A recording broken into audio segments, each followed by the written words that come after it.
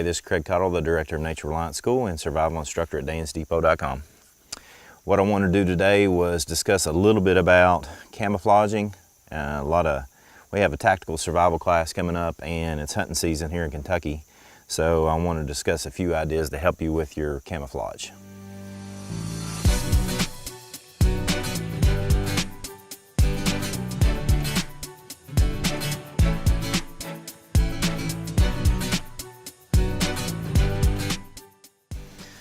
So what I've got laid out here for you, and I'm going to get up and stand with this stuff on so you can see it as well, is basically I got mossy oak camouflage right here. I've got mossy oak here, and I'm going to tell you the difference between those two and why I wanted to show you those both. And then we have Atex FG right here in the middle. What I did is I just laid these three tops down right on top of this vegetation green. And obviously you can see them. I'm not saying this camouflage at all, but I want you to notice some variances between the three, as well as I'm going to point out some things that I hopefully help you. First and foremost, basically all three of these pieces are getting sunlight, because basically what's behind the camera that you can't see is an open field, and so there's a lot of light coming down through the canopy here. And so anything that's going to have any type of brightness to it is going to literally shine, if you will. For example, the rounded edges right here where this camouflage is white, if not tan, particularly on these spots right here where it's white, and even in this green vegetation on that camo there. And then in this one right here, not so much. And I'll hold this up to the camera and show you why this is probably one of the better tops that I have laying here. So I'm not making this a segment on buying mossy oak. I'm just saying this is what I happen to have. But if you can tell, this is basically one of my turkey hunting shirts, and it's made with holes in it so it breathes really easy, because turkey season is usually pretty hot. That breaks up the pattern even more so than the camouflage itself. So the camouflage pattern itself, the leaves, the green, the brown sticks and everything is good. However, what breaks up the form of it, the shape of it, are these little dots. So same exact pattern in two different garments here. And you can tell this one over here is a lot more shiny than this one right here, because this one does not have the holes in it.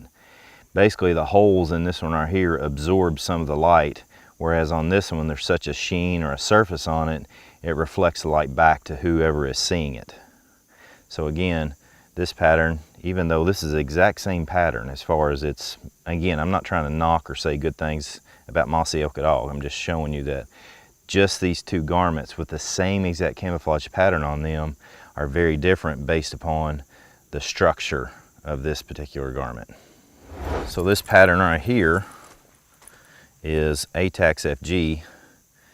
As you can tell, it doesn't have any real defined lines, and this ideally is the pattern that I would prefer to have. Something that has two things. One, it doesn't really have any defined lines. It's not even these lines right here. You can see this is dark right in here, and then it gets lighter, and then it gets even lighter.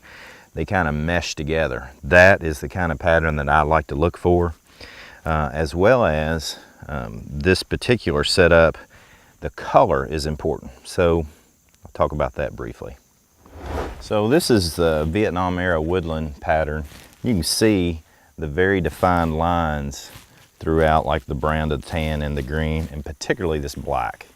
In our tactical concealment classes, guys that come in with this woodland pattern, you can almost spot them for days, because this black stands out, because in deciduous forest leaf litter, there's nothing out here that's black. There's a lot of dark stuff, but there's nothing really that's black. This was real useful in a jungle environment where there's incredible large canopy and not a lot of sun making it down to the floor of the earth. So forest floor, jungle floor.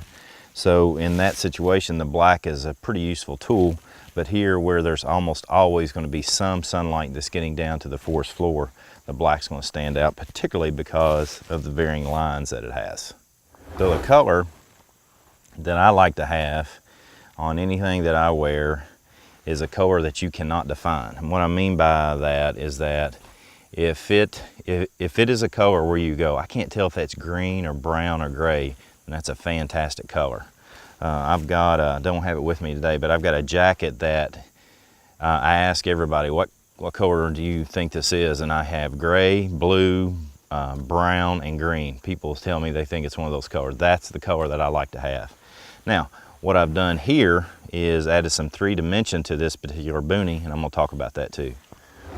So this particular boonie hat is ATAX that I have mudded up and got really dirty because, number one, I use it a lot and I purpose myself to do that. Plus I've added some of this vegetation and some other things that I've done to the hat. Basically, one of the first things I'm gonna do to a hat like this, a boonie hat, is I'm gonna take the rim off and I'm gonna start busting this up so that there's no real defined edge around this boonie. And then add to that, when I actually wear it, the edge is broken up by material such as this, so it's not real easy to see. So again, in our tactical concealment classes, we often have guys that come in with these boonie hats, and you'll see this form right here. And so we do what we can to add vegetation to any type of edge. Where you go, you can see an edge like this, and we'll add something to it pretty quickly where that is broken up and not as easily seen. The next thing that you'll note about camouflaging is that you need to utilize the area that you're in to your advantage. For example, over here behind me, there's an area right through there that's really open. Obviously, I'm not gonna lay down on the ground right there and think that nobody's gonna see me just because I have camouflage on. That's pretty stupid. What I would do is go over in that area behind that little poplar tree, because that's what I like to refer to as dead space. Dead space is where your eye really can't connect with anything for certain. There's so much going on that your eye just kind of glances at it and just continues to go through unless you're trained to look there. So that's the kind of space that I would hide in. So that's what I'm gonna do. I'm gonna get on those 3 different tops, and I'm just simply gonna stand over there so that you can see how they vary with all that vegetation. So this is me with the mossy oak that has the holes in it, standing behind a bunch of dead space, a bunch of leaf branch structure. And this is what it looks like in front of all that. So this is the mossy oak that does not have the holes in it. I'm guessing you're gonna be able to see this one a little bit better because it's gonna have more shine to it. And in front of the leaf structures. And this is the ATAX FG behind all the leaf structure, woody stem structure. And this is it in front of that structure. So you probably noticed that even on the ATAX FG that I have had it for a while and it's starting to fade, and it's kind of dull, and it's got that white look like it's been washed a lot, because it has.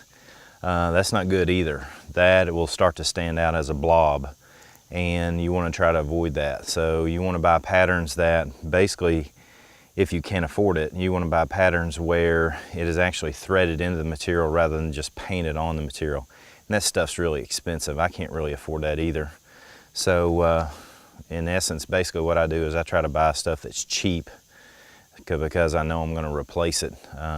Because I'm talking the stuff that's threaded in like that and actually sewed is hundreds and hundreds of dollars versus not hundreds of dollars.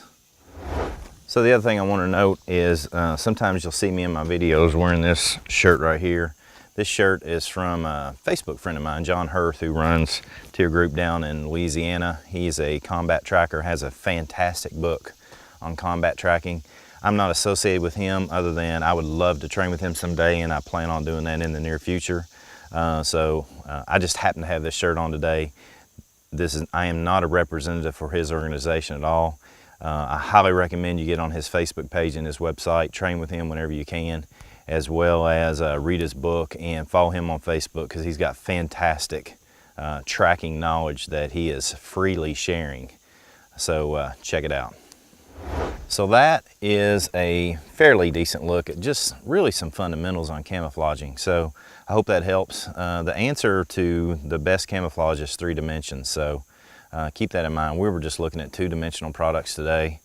And I also did a video with some boonie hats a long time ago where I laid out, I think it was 7 or 8 different camouflage patterns, and I showed you some ideas on camouflaging there as well as I showed you how to camouflage a bright hunter orange hat in the middle of forest litter. So almost impossible, but I got it to where you can just barely see it and without just burying it too. So check that out and give you some ideas on three-dimensional usefulness of leaf litter, branches, and stuff of that nature. So glad you're with us. If you found this video to be informative, then give us a thumbs up, subscribe to our channel, and do everything you can to share this with as many people as you can. Reddit, Facebook, Twitter, wherever it is that you like to hang out and do social media. So really appreciate that.